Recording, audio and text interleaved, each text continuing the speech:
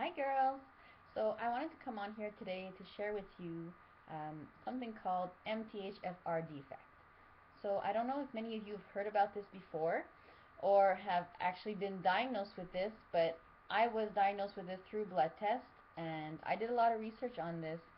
It's a bit of a controversial issue because they're not sure that it affects pregnancy and that recurrent losses are really due to that. But I've I've read a lot of scientific research papers that show that many women who have had recurrent losses tested positive for an MTHFR defect. So I'm not going to go into the whole scientific details and medical blah blah about how it works, but to make this short, MTHFR defect is comes from your genes, and it's something that converts enzymes in your body. It helps through processes and creating certain proteins. And when you have that defect, it means that the enzyme is actually working not at 100%. So I only have one of the two genes that is defective. So mine works at about 60 to 70% of what it should be. And people who have both genes that have the problem can work as low as 10%. So in regards to TTC and pregnancy, the MTHFR genetic defect, what it can do is that it can cause blood clots, and it can prevent the transfer of nutrients between the uterine wall and your placenta. So they say that early losses can be due to this problem. They also say that it can cause other health issues, with problems with digestion, depression, sleep problems, and whatnot. So they say that it can have a wide variety of problems related to this issue, although there's nothing that is proven at 100%. Um, I thought this was interesting because of the two miscarriages that I had before. I thought that it was something maybe to look into, and I wanted to talk to my doctor about what I can do to solve this issue if it is causing my miscarriages. So he said that there's not much that they can do for people who have maybe both genes with a both defective genes. They say that they can go through injections of blood thinners, but in my case, he prescribed baby aspirin that I take daily. So he said that if this is the problem, it would really help thin out my blood, and he said that this could actually prevent the clotting from happening. So that's what I've been doing. I take baby aspirin daily, and I don't know if it helps, but he said that it can't hurt, so I'm trying just to, I don't want to go through this again. So this is the only thing that I'm taking apart from my prenatal vitamins, and I also thought that it was interesting because they say that genetic defect, when you have it, it has a harder time processing the folic acid. So we said if I take folic acid, I need to take more than a normal person would because um, the enzyme can make it so that I have a harder time, my body has a harder time getting it into my system. So that's the one subject I wanted to talk about. So please share with me if you have any thoughts or knowledge on the subject. It'd be nice to know. And also if you've been diagnosed with this issue. I want to also talk about TTC. So what I've been doing, what I do, what I don't do. Um, so I just wanted to share my thoughts with you on that aspect as well. So what we do. So we use charting, temping. I use OPKs, and I also BD pretty much every day in my fertile window. So I really like the combination of using temping with Fertility Friend and OPKs because I think that really gives me a clear picture and a sure date of my ovulation. Temping only confirms ovulation after the fact that it happens, and OPKs give you a bit of a 1 to 2 day window until you do ovulate. So using both really pinpoints my exact ovulation date, and I really like that.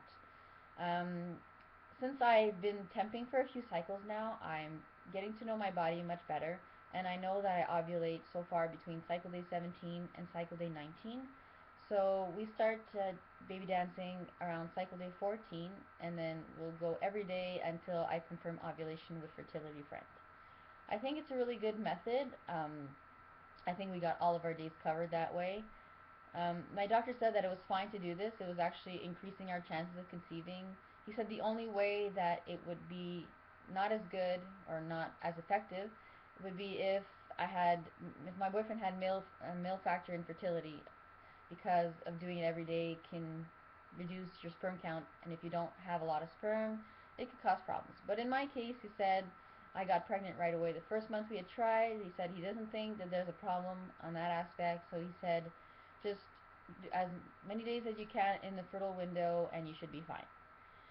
Like I mentioned in my first video, I had stopped using Pre-Seed and Vitex, only because I think that since December my cycles have returned to normal, and sorry, that's my cat. And Vitex is supposed to regulate your hormones in your body to have a normal cycle, to have a normal ovulation date, and I think I'm pretty much there. So I think that the Vitex did its job, and I'm not needing it right now. I just want to go as naturally as I can, so I stopped that. And I'm also going to stop Pre-Seed, not because I don't think that it works or it's not effective. I know many women on here have gotten pregnant with Pre-Seed. It's just that, like I mentioned, the cycle that I did get pregnant, I was not using it, and I'm going to try and go back to that to see if it works out. I don't know. For me, maybe it doesn't work, or maybe it was just had nothing to do with it, but I'm not going to be using it this month as well.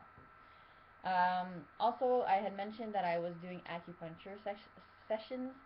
I really like acupuncture because it's really relaxing and it's really great for the mind and the body.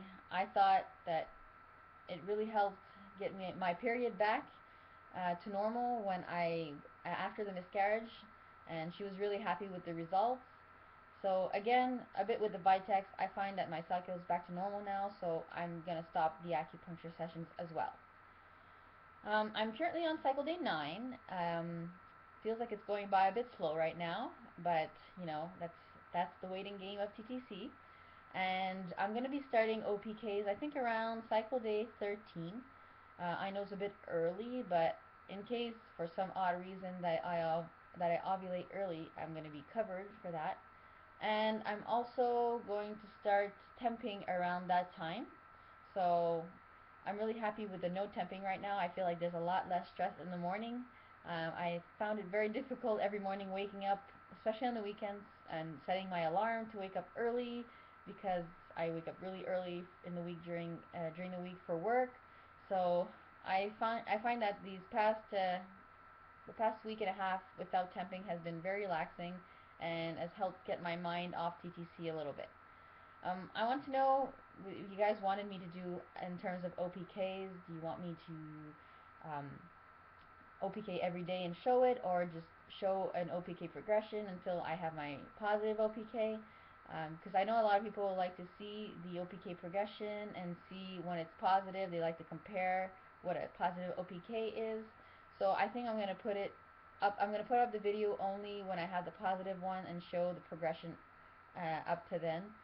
And then I plan on also doing a update by DPO, symptoms, what I'm feeling, and I am a bad tester. I try not to test early, but it's so hard.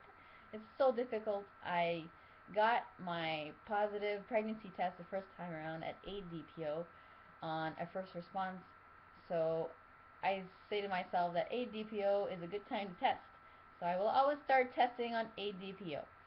Although I do not have any first response, I don't plan on buying any right now, because when I do have them, it's so hard to resist, and I will start testing with them as early as 6 DPO, and I know that's super early, so I don't want to waste money for nothing. So I bought some internet cheapies. I have 25 of them.